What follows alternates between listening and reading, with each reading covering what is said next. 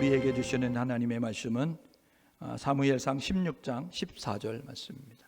사무엘상 16장 14절 하나님 말씀 같이 한 목소리로, 우리 하나님 말씀 한 절이니까요, 한 목소리로 같이 하나님 말씀 읽겠습니다. 여호와의 영이 사울에게서 떠나고 여호와께서 부리시는 악령이 그를 번뇌하게 한지라. 아멘. 오늘은 사무엘상 16장 14절의 말씀을 근거로 해서 하나님의 함께 하심과 하나님의 떠나심, 이런 제목으로 함께 하나님 말씀을 상고하려고 합니다. 시간의 흐름 속에서 이렇게 보게 되어지면, 시간이 흘러가는 가운데서 처음의 상태를 유지한다는 것이, 그리고 처음보다 좋아진다는 것이 그렇게 말처럼 쉽지는 않습니다. 그래서 초심을 잃어버리지 않는 것, 처음의 마음을, 처음의 태도를 유지한다는 것이 이렇게 쉽지는 않은 것이죠. 불가능한 것은 아닌데 쉽지 않기 때문에, 그래서 사람들이 처음보다 이렇게 좋아지거나 또 처음의 상태를 유지하는 것이 그렇게 넉넉하지 않습니다. 사람들은요, 그래서 변화되기보다는 변질되기가 쉬워요. 변화는 수준 이상으로 바뀌어지는 것이거든요. 질적으로 높아지는 것이거든요. 그런데 변화는 우리에게 요구하는 것이 있습니다. 대가 지불을 요구하거든요. 쉽게 이야기하면 우리의 땀, 우리의 시간, 우리의 희생, 이런 것들을 요구하는 거예요. 오늘 우리 예빈이가 원하는 학교에 들어가잖아요. 놀고 싶은 대로 다 놀았다 그러면, 아마 하고 싶은 대로 다 했다 그러면 원하는 학교에 들어갈 수 없을 거예요. 내가 그 원하는 목표를 이루기 위해서 땀을 흘려 수고하고 내가 원하는 것들을 내려놓고 양보하고 희생하니까 내가 원하는 것을 이루어가는 모습이 되어질 수 있는 것이죠. 우리가요, 시간이 흘러가면서 팽팽했던 피부가 축축 처진다고요. 그러죠? 그리고 탄탄했던 근육도 물렁물렁해지면서 연약한 모습을 가질 수밖에 없습니다. 그런데 어떤 사람은 단단한 근육을 유지하는 사람이 있어요. 그 사람들은 뭐를 했느냐면, 남들이 쉬는 시간에 그 사람들은 열심히 운동을 했어요. 땀을 흘리는 수고, 그리고 시간을 들여서 움직이는 수고, 이런 것들을 했기 때문에 물렁물렁한 근육이 아니고 단단한 근육을 갖게 돼요. 피부도 역시 마찬가지죠. 내버려 두는 것이 아니라 관리를 하게 되어지니까 이제 그 노화를 더디게 만들어가는 모습을 가질 수 있는 것이죠. 근데 변질은요, 아무것도 안 하면 되는 거예요. 변질은 그냥 흘러가는 시간 속에 가만히 있으면 번질되는 거예요. 대가 지불 안 하면 그냥 변질되는 거예요. 아무 희생을 요구하지 않기 때문에, 아무 노력을 하지 않기 때문에 그냥 가만히 내버려두면 변질되는 것이죠. 성경은 우리에게 이렇게 이야기합니다. 변질을 방지하기 위해서 변질을 되지 않도록 너희들이 마음을 지켜라. 그래서 잠언 4장 23절에 무릇 지킬 만한 것보다 더욱 내 마음을 지켜라. 생명의 근원이 이에서 남이니라 라고 이야기하거든요. 생명은 어디서 오느냐? 우리의 마음을 지킬 때 생명을 지킬 수 있고, 우리의 마음을 빼앗기게 되어지면 생명을 잃어버리게 된다라고 말씀하고 있음을 우리가 보게 되는 것이죠. 이스라엘의 역사는요, 사사시대를 거쳐서 통일시대로 흘러갑니다. 사사시대는 왕이 없던 시절이에요. 하나님이 왕이신 시절이고요, 통일 왕국 시대는요, 분열 왕국 시대는 사람이 왕인 시대예요. 사사 시대에는요, 하나님께서 이 마지막 사사로 사무엘을 들으셔서 선지자 역할을 하고 제사장 역할을 하고 왕의 역할을 하도록 만들었어요. 그래서 이 사무엘이 이스라엘 그러한 이제 지도자로 활동을 하게 되어집니다.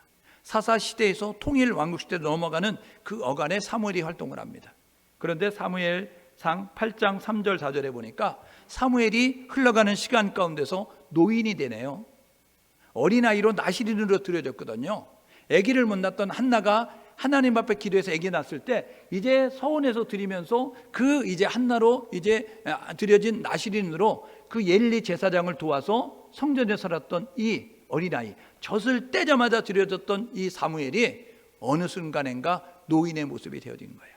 그래서 사무엘상 8장 3절 4절이 이렇게 이야기합니다. 이스라엘 장로들이 와서 당신은 나이가 많습니다. 그리고 당신의 뒤를 이어서 우리를 이끌어야 될 당신의 아들들은 뇌물을 받고 판결을 굽게 하니 우리 국민들이, 우리 이스라엘 백성들이 신뢰할 수 없습니다. 존경할 수 없습니다. 그러니까 우리도 이방 나라들처럼 왕을 세워주십시오 하는 그러한 요구를 하게 되어지거든요. 사무엘은 하나님이 왕이신데 굳이 왕이 필요할까? 그래서 고민을 하죠. 그럴 때 하나님이 이렇게 말씀하십니다. 사무엘상 8장 22절에 여호와께서 그들의 말을 들어서 왕을 세워줘라. 그래서 사무엘이 왕을 세우게 되어집니다. 기름 부어 왕을 세우게 되는데 이 기름 부어 왕을 세운 통일 왕국의 첫 번째 왕이 누구냐면 바로 사울 왕이에요. 사무엘상 12장 13절에 보게 되어지니까 여호와께서 너희 위에 왕을 세우셨다 라고 이야기하면서 봐라 이가 왕이다 라고 이야기하면서 세워진 사람이 누구냐면 사울이었어요. 사울왕은 12지파 가운데 베냐민 지파 사람입니다. 12지파 가운데 가장 작은 지파에 백성의 숫자가 적은 지파가 베냐민 지파예요. 그는요 이 마드리 가문의 기스라고 하는 그러한 아버지 밑에서 성장을 하게 되어집니다. 그런데 용모가 준수했어요. 다윗도 용모가 준수했다고 하는데 사무엘상 9장 2절에 보니까 사울도 용모가 준수했다. 키가 훤칠하게 컸다라고 이야기하는 거예요. 그래서 이 키는 사람들 어깨 위만큼 더 있었다, 컸더라라고 이야기하는 거예요. 사람 머리 하나만큼은 더 있는 거예요. 그러니까 그런 키가 큰 모습을 가지고 있었고 사무엘에 의하여서 기름 부어서 통일 왕국의 첫 번째 왕이 됩니다.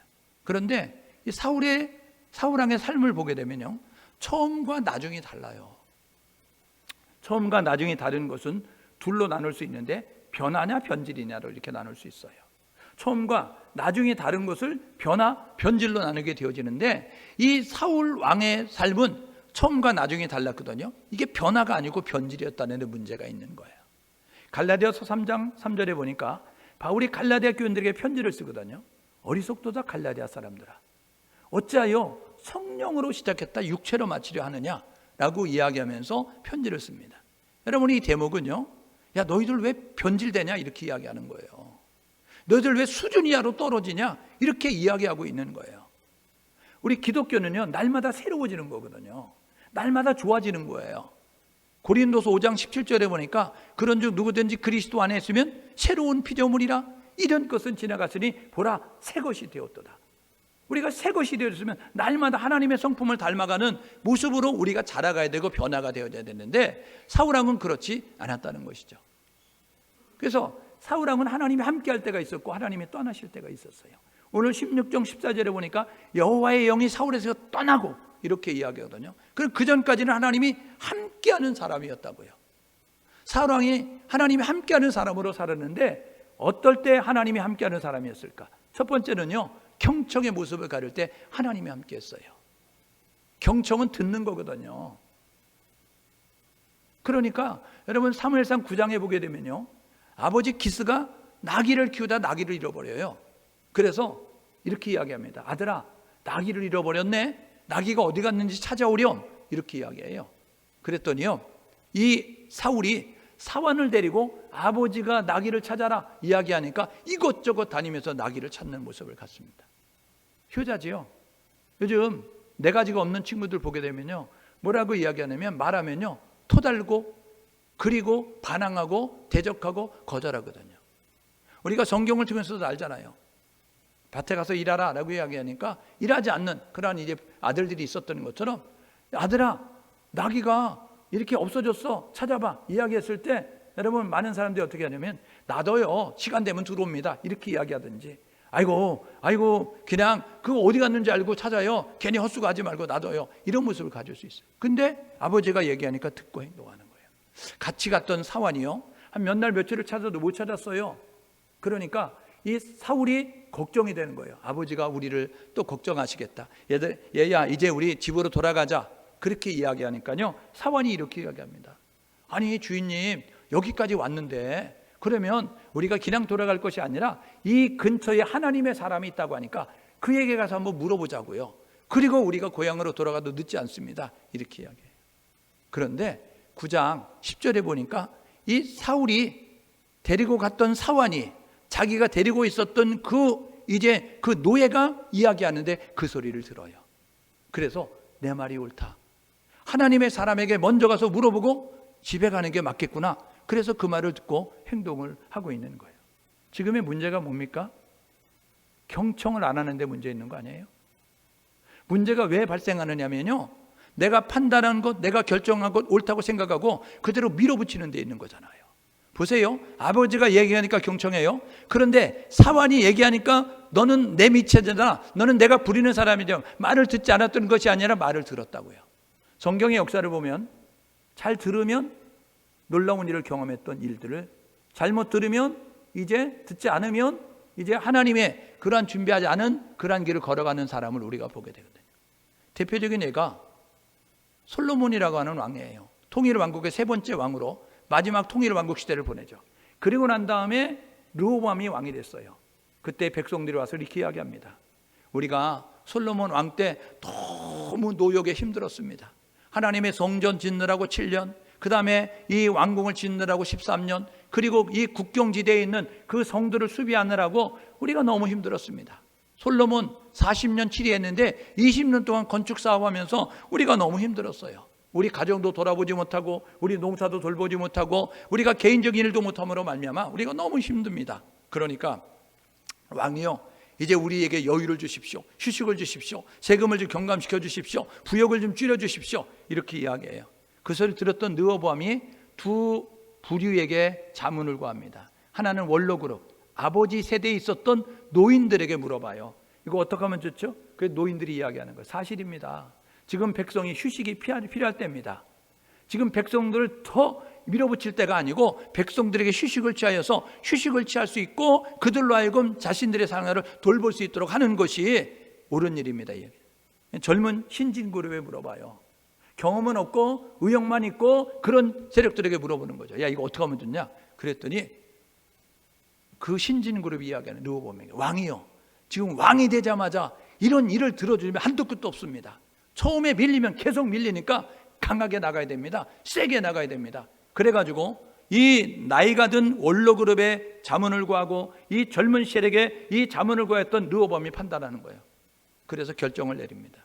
나는 신진그룹의 세력을 소리를 듣고 나는 결정해서 행동한다.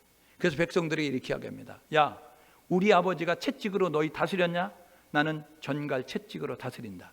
지금부터 찍소리하면 감옥에 가두고, 지금부터 내가 말하는 곳에 토를 달거나 거절하고 거부하면 그러면 나는 너희들에게 더 엄한 그러한 법을 이제 적용할 거야 라는 모습을 가져요. 결국 10지파가 우리는 더 이상 왕으로 인정하지 않겠습니다. 그래서 솔로몬의 신하였던 여로보암을 왕으로 추대해서 북이스라엘을 만들어 분열왕국이 되는 거예요. 그런데요, 열왕기하 5장에 보니까요, 나아만 장군 이야기가 나옵니다. 아람 군대의 나아만 장군이거든요. 그가요, 전쟁에서 승승장구해서 왕의 총애를 받고요, 명예를 얻고요, 부귀 영화를 누리고요, 그런 모습을 가졌는데 그에게는 문둥병이라는 그런 천형이 있었어요. 백약이 무효한 가운데서 수많은 처방과 수많은 의사를 찾아갔지만 낫지 못하는 모습을 가져요. 그런데 이스라엘에서 잡아온 그 계집종 하나가 있었어요. 그래서 자기 부인에게 붙여가지고 몸종으로 쓰라고 했는데 그 아이가 이렇게 이야기하는 거예요. 우리 주인님의 병은 우리나라 가면 고칩니다. 이렇게 이야기하니까 그래? 그래서 그것을 찾아와요. 그런데 그 이스라엘 나라의 선지자가 이렇게 이야기하는 거예요. 요단강물 7번 씻으라 그래라. 나와서 이야기도 안 하고 그 사환이라고 하는 사람이 와서 이야기하는 거예요. 보통 자기가 갔던 방문했던 나라, 자기가 방문했던 그 지역의 사람들은 다 자기에게 다 굽신굽신했거든요. 그런데 이 이스라엘의 선지자라고 하는 사람은 나와 보지도 않고 7번 몸을 씻으라 라고 이야기하는 모습을 가져요. 그러니까 노발대발하는 거예요. 내가 누군데 라고 이야기하면서, 그러면서 그 소리 듣지 않고 돌아가려고 해요. 돌아가자 그때에 같이 왔던 부하들이 이렇게 이야기합니다. 다 해봤잖아요. 먹으라는 거 다 먹어봤잖아요. 군뱅이도 먹고 지렁이도 먹고 다 먹어봤잖아요. 그런데 안 됐잖아요. 그런데 지금 몸 씻으라는데, 목욕하라는데 뭘 그거 못 씻어요? 그보다 더한 일이라도 해보는데 해요 라고 이야기해서 그 소리를 듣습니다. 그래서 나아만이 자기의 의견을 내려놔요. 그리고 요단강물에 7번 들어갔다 나오니까 어린애 살처럼 깨끗해졌더라. 문둥병이 치유되는 기적을 경험하게 되는 거죠. 여러분, 하나님이 함께하는 사람은 누구냐면요, 하나님의 음성을 들을 때, 하나님의 말씀하시는 그 하나님의 음성을 들을 때 하나님이 함께 하시는 거예요. 한국교회 하나님이 함께하는 교회가 되려고 하면, 성도들이 하나님이 함께하는 성도가 되려고 하면 하나님의 말씀할 때 하나님의 음성을 들을 수 있는 그런 모습이 될 수 있기를 주님의 이름으로 축복합니다. 너무 소리가 많으니까 안 들리는 거예요. 상대방의 음성을 들으려고 하면 내 소리를 하지 않아야 들려진다고요. 상대방이 말하고 있는데 내가 동시에 말해봐요, 무슨 소리인지 못 알아듣는다니까요. 지금 한국교회는 뭐냐면 하나님의 음성을 들어야 돼요. 여러분, 우리 성도들은 뭐냐면 지금 하나님의 음성을 들어야 된다고요. 그런데 우리는 너무 요란한 거예요. 너무 소란한 거예요. 우리의 소리만 말하니까 하나님의 말씀을 기회가 없고 하나님 말씀에도 듣지 못하는 그런 모습을 가지고 있는 거예요. 사울은요, 아버지의 소리도 듣고 이 종의 소리도 들으면서 그 소리를 듣고 옳다라고 이야기하면서 따라가는 모습을 가지고 있었습니다. 저와 여러분 모두가 듣는 귀가 열려서 이제 하나님의 음성을 들을 수 있는 그러한 교회, 성도가 될 수 있기를 주님의 이름으로 축복합니다. 그럼 하나님과 함께하는 사람이 되죠. 두 번째, 하나님과 함께하는 사람은 겸손의 모습을 가졌다는 거예요. 사울이 사무엘로부터 기름 부음을 받게 되어집니다. 야, 일로 와, 하나님이 너에게 기름 부으래 라고 이야기했어요. 기름 붓는다는 의미가 무엇인지를 아는 사울은요, 이렇게 이야기합니다. 어떻게 하셨어요? 이제야 나를 알아봅니까? 그러면서요, 그렇게 자신을 자신만만하게 소개하지 않아요. 사무엘이 이리 와, 하나님이 너에게 기름 부으래, 그렇게 이야기하니까요, 손사래를 치면서 이야기하는 거예요. 나는요, 12지파 가운데 가장 작은 베냐민 지파 사람입니다. 나는요, 베냐민 지파 가운데서 별 볼 일 없는 미약한 집안의 자녀입니다. 내가 이스라엘의 왕이 된다뇨. 나는 절대로 왕이 될 수 없습니다. 그런 모습 가지고요, 그 짐꾸러미 사이에 숨는 정도로 겸손한 모습을 가지고 있었어요. 하나님은요, 누구와 함께 하느냐면요, 자신을 낮추는 자와 함께 한다고요. 자신을 드러내는 자가 아니라 자신을 낮추는 자와 함께 한다고요. 겸손은 뭐냐면 능력이 있는데 능력을 발휘하지 않는 거예요. 권력이 있는데 권력을 행사하지 않는 거예요. 힘이 있는데 힘을 쓰지 않는 게 겸손입니다. 거지는요, 먹을 것이 없어서 이 집 저 집 끼웃끼웃하면서 여러분 구걸하는 사람을 거지라고 이야기합니다. 거지는요, 없어요. 없기 때문에 도와달라고 굽신대고 그런 모습을 가지고 있습니다. 그런데 이 거지가 굽신댄다고 겸손하다고 이야기하지 않아요. 없기 때문에, 힘이 없기 때문에, 능력이 없기 때문에, 그래서 그는 굽신대는 거예요. 그런데 실력이 있는데, 능력이 있는데, 힘이 있는데 능력을 발휘해야 할 때 겸손하다고 이야기하죠. 여러분, 예수님은요, 겸손하셨습니다. 그래서 이 성경은 우리에게 이야기하죠. 너희 안에 이 마음을 품으라, 곧 예수 그리스도의 마음이니 라고 이야기하면서 나는 오냐고 겸손하다라고 이야기하죠. 수고하고 무거운 짐지자라 다 내게로 오라, 내가 너희를 쉬게 하리라 라고요. 나는 오냐고 겸손하다고 이야기하면서 여러분, 예수님이 겸손의 모습을 보이신다고요. 하나님이 쓰신 사람 누구냐면요, 겸손한 사람이에요. 십자가에서 달리실 때요, 능력이 없어서 달리는 게 아니에요. 십자가에서 달리실 때 힘이 없어서 그냥 십자가에서 죽임을 당하는 게 아닙니다. 십자가에서 내려올 수 있는 능력이 있어요. 십자가에서 지금 조롱하고 무시하는 사람들을 벌할 수 있는 능력이 예수님께 있다고요. 그런데 실력을 발휘하지 않아요. 능력을 발휘하지 않아요. 하나님의 뜻을 이루기 위하여서 자신의 실력을 감추고 능력을, 힘을 쓰지 않는 모습 가지고 있는 것이 겸손이라는 것입니다. 여러분, 하나님은 누구와 함께 하느냐면 겸손한 자와 함께 한다고요. 야고보서는요, 생활 지침서예요. 믿음의 사람들에게 주신 생활 지침서. 여러분, 믿음을 가지고 있다고 한다면 야고보서를 읽으셔야 되는데, 이 야고보서는 우리의 생활 지침서입니다. 생활 지침서에 보니까 야고보 4장 6절에 뭐라고 이야기하면, 하나님은 교만한 자를 물리치시고 겸손한 자에게 은혜를 주신다라고요. 하나님은 겸손할 때 함께 하셨고 교만한 순간 떠나버렸어요. 하나님은 교만한 순간 하나님이 그와 함께하지 않는 모습을 가졌음을 우리가 보게 되는 것이죠. 여러분, 한국교회 성도가 하나님께 함께하는 교회, 함께하는 성도가 되려가면 교만의 자리에 서 있지 말고 겸손의 자리로 내려갈 수 있는, 그 자리로 나아갈 수 있는 우리 모두가 될 수 있기를 주님의 이름으로 축복합니다. 지금 우리가 있는 자리가 어디인지를 돌아봐야 되는 거예요. 하나님이 원하는 자리, 겸손한 모습 가지고 나는 아무것도 아닙니다, 나는 연약합니다, 나는 부족합니다, 이런 모습을 갖게 되어지면 하나님이 그를 들어서 놀라운 일을 행하시는 모습을 갖는 거죠. 겸손의 자리에 서 있는 우리 그 모두가 되기 위해서 노력할 수 있기를 주님의 이름으로 축복합니다. 세 번째로 하나님이 함께하는 사람은요, 느끼는 자예요. 느낀다는 것은 살아있다는 겁니다. 행동한다는 것은요, 여러분 살아있다는 거예요. 여러분 느끼고 있습니까? 여러분 행동하고 있습니까? 마지막 때가 되면 나타난 일인데 피리를 불어도 춤을 추지 않고 여러분 애곡을 해도 여러분 슬퍼하지 않는 모습을 갖는 그러한 일들이 벌어진 것 같이 여러분 현대는요, 산무, 무감동, 여러분 무감각, 여러분 도덕적인 모습을 가지고 있는 거예요. 그러니까요, 지금 느끼고 행동하는 이 모습을 가졌더니 사울과 함께하는 모습을 가져요. 한 번은 이런 일이 있었습니다. 요단 동편에 두 지파반이 땅을 분배받잖아요. 민수기 32장에 모압 평지에 이르르니까 루벤, 갓, 므낫세 반지파가 와가지고 모세에게, 모세님 우리 여기 살게 해요. 우리 양들 키우는데, 우리 자녀 키우는데 여기 너무 좋은 것 같아요. 우리 요단강 안 건너갈래요?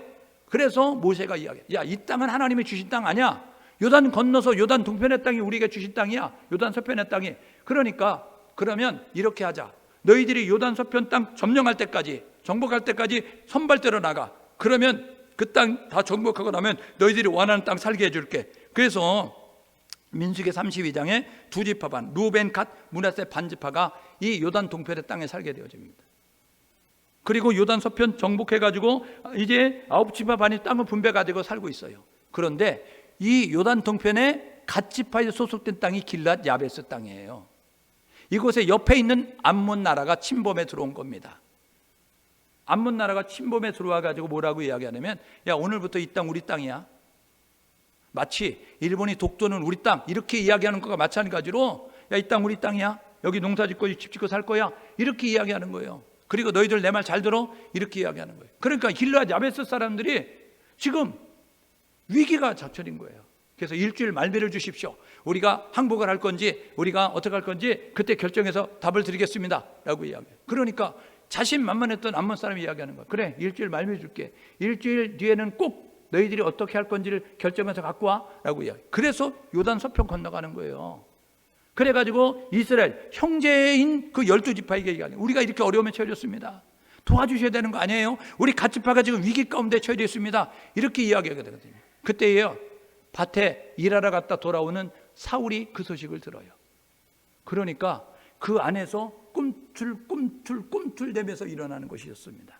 그거는 뭐냐면, 하나님을 믿지 않는 사람들이 하나님을 믿는 백성을 괴롭힌다고, 하나님을 믿지 않는 사람들이 하나님의 이름을 욕되게 한다고 의분이 일어난 거예요.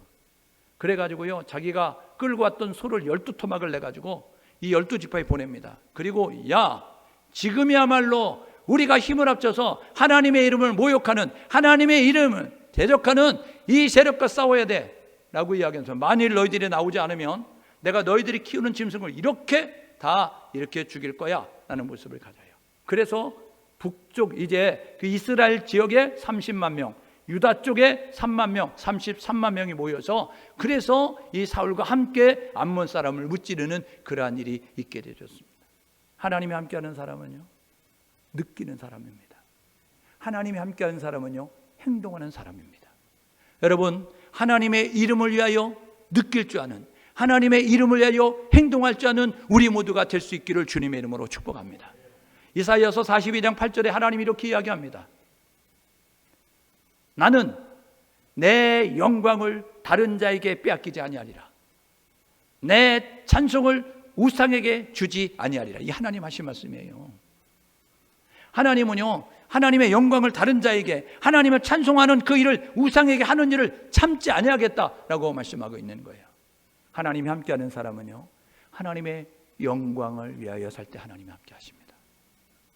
하나님의 영광을 위하여 행동할 때 하나님이 함께하는 사람이 되고, 하나님이 함께하는 교회가 되고, 하나님이 함께하는 성도가 되어질 수 있다는 것입니다. 지금 한국교회 어떻습니까? 하나님의 영광을 위하여 하고 있습니까? 여러분, 지금 우리 성도들 하나님의 영광을 위하여 행동하고 있습니까? 나만 살기 급급하여서 꼬리 자를 식으로 하면서 하나님의 이름의 욕됨을 받아도, 하나님의 이름이 무시를 당해도 전혀 느끼지 못하는, 전혀 행동하지 못하는, 살았으나 죽은 자와 같은 모습을 갖고 있지 않는지 돌아봐야 된다는 거예요. 네 번째로 하나님이 함께하는 모습은요, 하나님을 고백할 때 하나님이 함께 하십니다. 하나님을 인정하고 고백할 때 하나님이 함께 한다고요. 여러분, 사무엘상 11장에 블레셋과의 전쟁에서 승리했어요. 그때에 사울이 이렇게 이야기합니다. 하나님께서 우리에게 구원을 베푸셨다. 하나님이 하셨다. 하나님이 하신 거야. 하나님을 인정하고 하나님을 고백하는 모습을 갖게 되어집니다. 하나님을 인정하니, 하나님을 고백하니 하나님이 사울과 함께하는 모습을 가졌어요. 그러니까 우리는 하나님을 인정하는 자리, 하나님을 고백하는 자리에 서 있기 위해서 노력하는 모습을 가져야 돼요. 여러분 보실래요? 이 다음에 하나님이 떠나실 때 모습 봐요. 세 번째 보십시오. 기가 막힌 거 아니에요? 여러분, 블레셋과 전쟁에서 승리했어요. 그때 뭐예요? 아말렉과 전쟁에 승리했어요. 그때 뭐예요? 보십시오. 사무엘상 15장 12절에 이렇게 합니다. 나를 위하여 기념비 세워라. 하나님을 위하여 기념비를 세우는 게 아니라 내가 전략을 잘 짜고 내가 진두지를 잘하고 내가 앞장서서 전쟁에서 이겼으니까 나를 위하여 기념비 세우라. 사울 왕을 위하여 기념비를 세우는 모습을 가지고 있음을 우리가 보게 되는 거예요. 여러분, 하나님이 함께 하실 때 사울의 모습은 이랬어요. 하나님께 묻고 하나님께 물은 다음에 행동하는 모습을 가졌습니다. 경청하는 거죠. 겸손한 거죠. 듣고자 하는 자세. 교만하면 안 듣습니다. 겸손한 자가 듣는 거죠. 배울 것이 있다고 생각하니까 배우는 것이죠. 교만한 자는 배우려고 하지 않아요. 그래서요, 학교를 졸업하고 난 다음에 모든 것을 멈추는 사람들이 있습니다. 여러분, 지도자는요, 배우기를 멈춘 사람은 지도자가 아니고 폭군입니다. 배우기를 멈춘 사람은 여러분 리더가 아니고요, 여러분 그들은요, 여러분 독재자가 될 수밖에 없어요. 끊임없이 배워야 되는 거예요.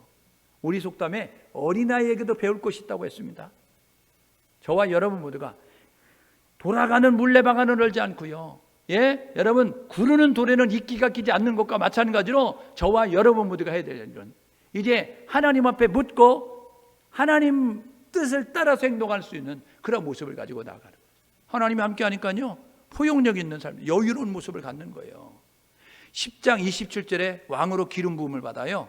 그런데요, 이 불량배들이 인정하지 않는 거예요. 그때요, 그들을 그냥 치리하지 아니하고 내버려 두는 모습을 갖습니다. 여유롭게. 여러분, 11장 13절에서도요, 10장 11절에 이야기하잖아요. 전쟁에 이겼거든. 하나님이 이기게 하셨어?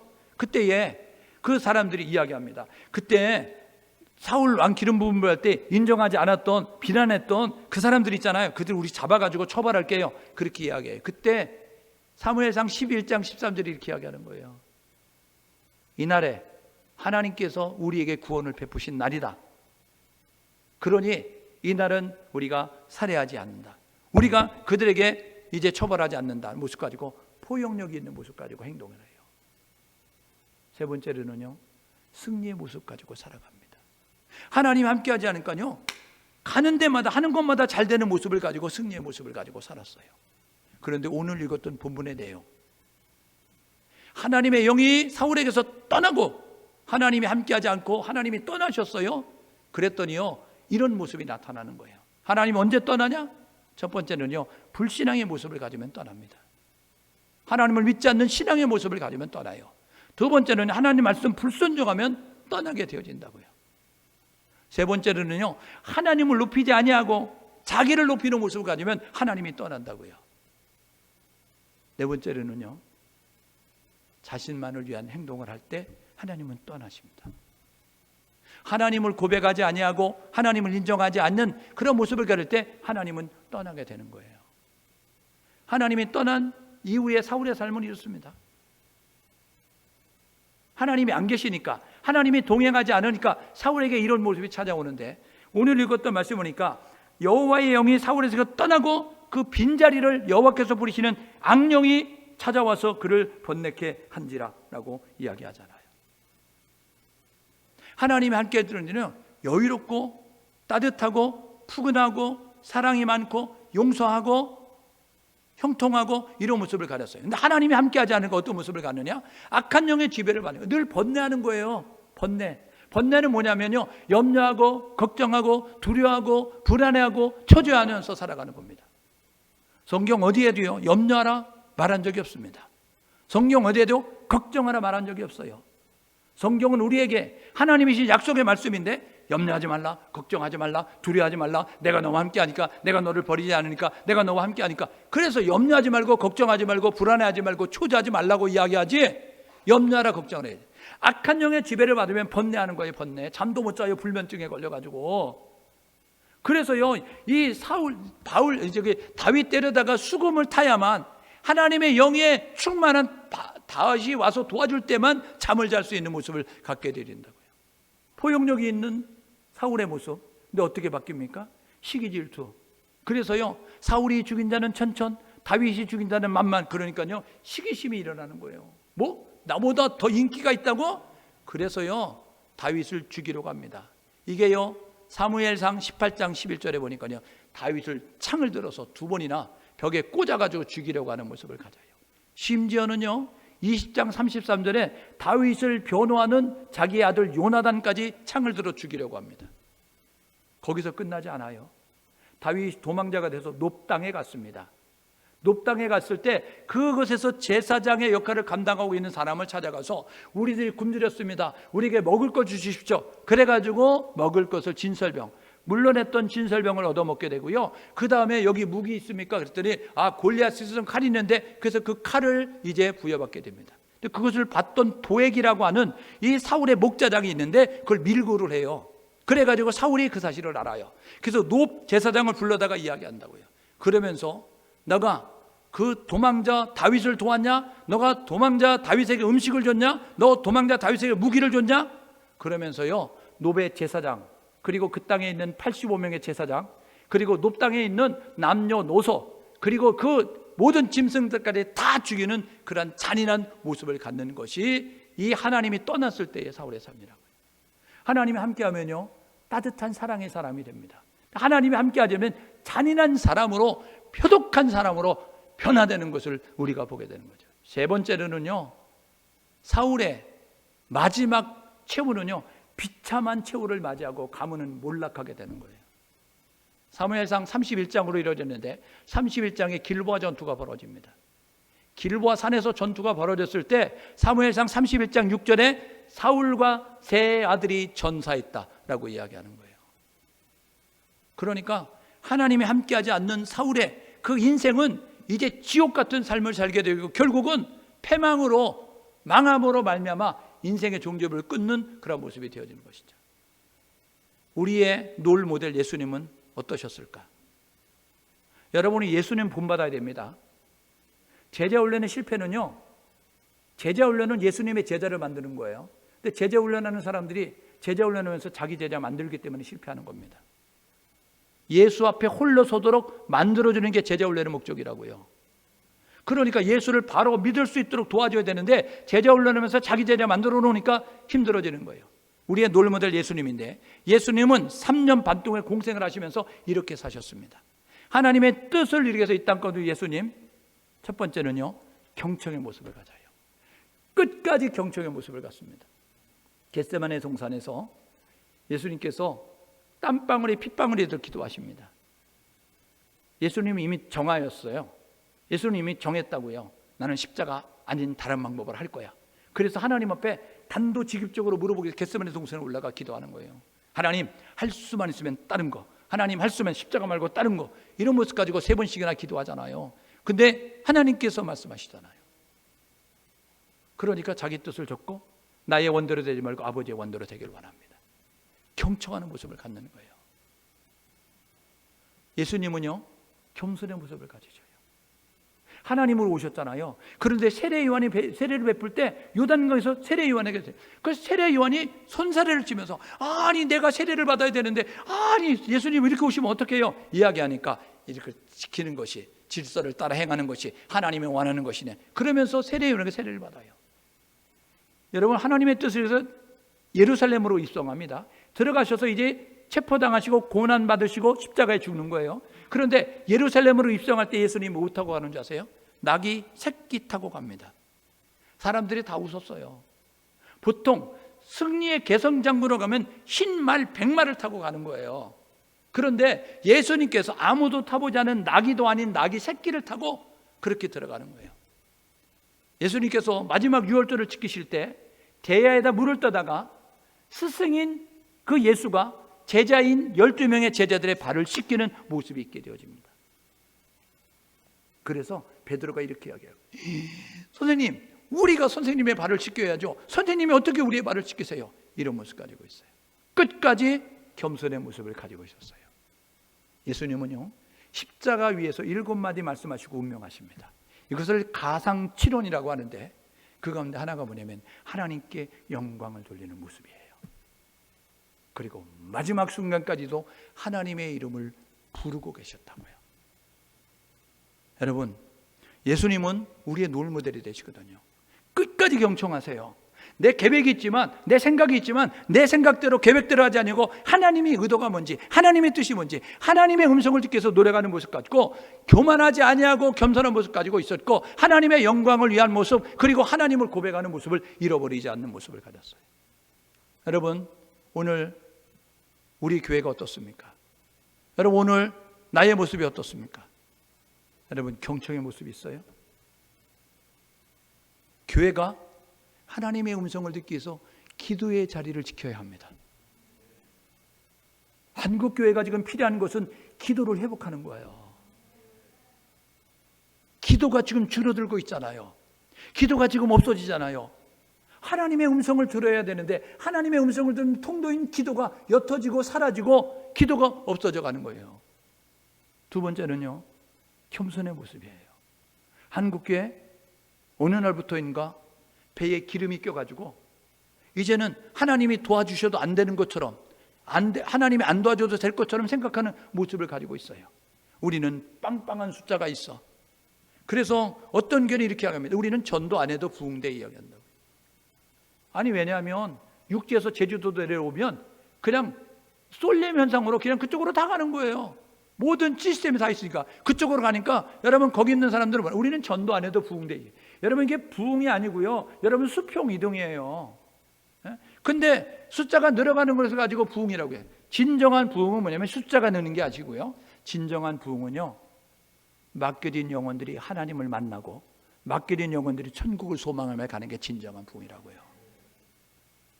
그런데 겸손함이 없는 거예요. 어느 순간부터인가 하나님 자리에 돈이 올라가 있고 하나님 자리에 사람이 올라가 있고 하나님 자리에 내가 올라가 있는 모습 가지고 교만한 모습을 가지고 있는 거예요. 지금 한국교회 여러분, 우리 신앙생활하는 우리의 모습은 지금 나는 무엇을 위해서 사는 거예요? 하나님의 영광을 위하여 행동하고 있냐는 거예요. 하나님의 나라를 위해 행동하고 있냐는 거예요. 우리는요, 나의 입지를 굳히고 나의 영역을 넓히고 내가 존경을 받고 내가 영향을 발휘하는 모습을 갖기 위해서 나를 위하여서 행동하고 있지 않은가 돌아보면서 저와 여러분 모두가 하나님을 위하여, 예수를 위하여, 복음을 위하여 살 수 있는 우리 모두가 될 수 있기를 주님으로 축복합니다. 네 번째로는요, 하나님을 향한 믿음의 고백이 변함이 없는 거예요. 하나님이 주어가 된 삶을 사냐는 거예요. 은혜가 있는 사람은 뭐라고 이야기하냐면 하나님께서 이렇게 이야기한다고요. 뭔가를 했습니까? 하나님이 하셨습니다. 뭔가를 이뤘습니까? 하나님이 하신 겁니다.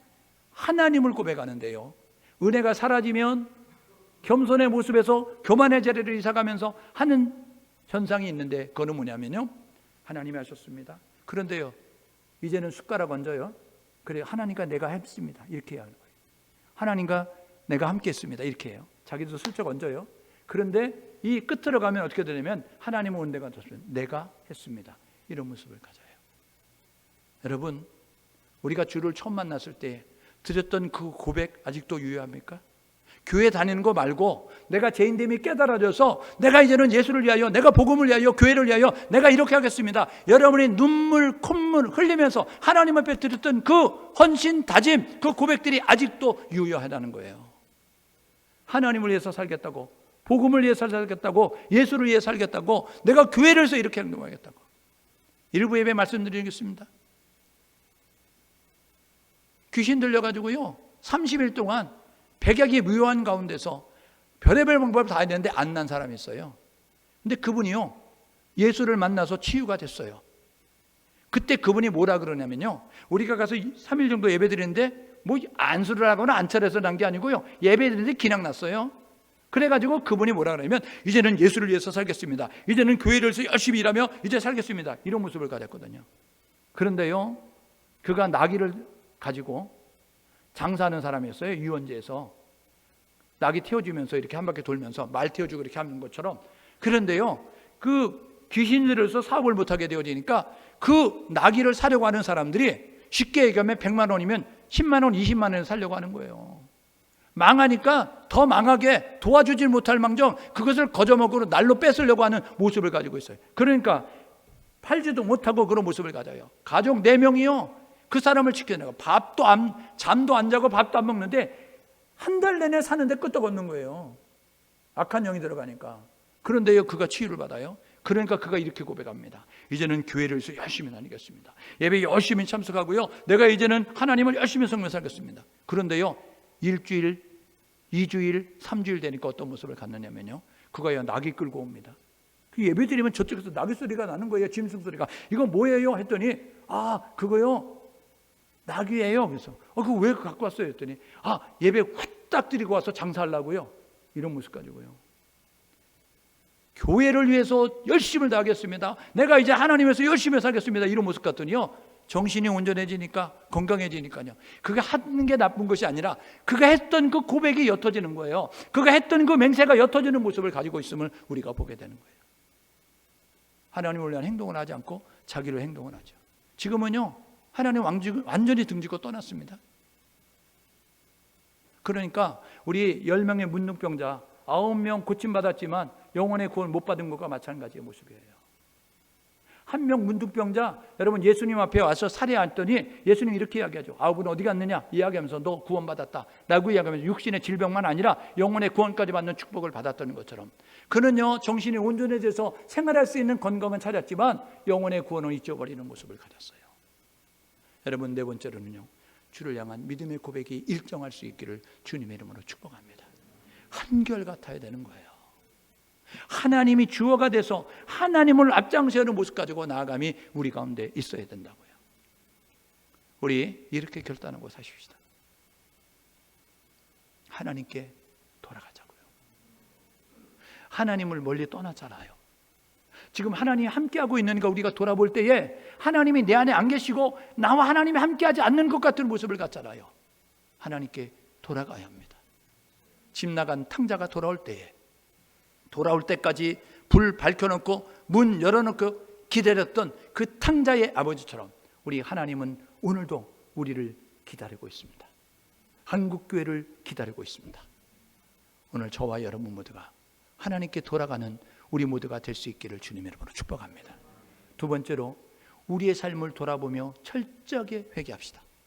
하나님, 우리가 하나님을 등졌습니다. 하나님, 우리가 하나님을 잊었습니다.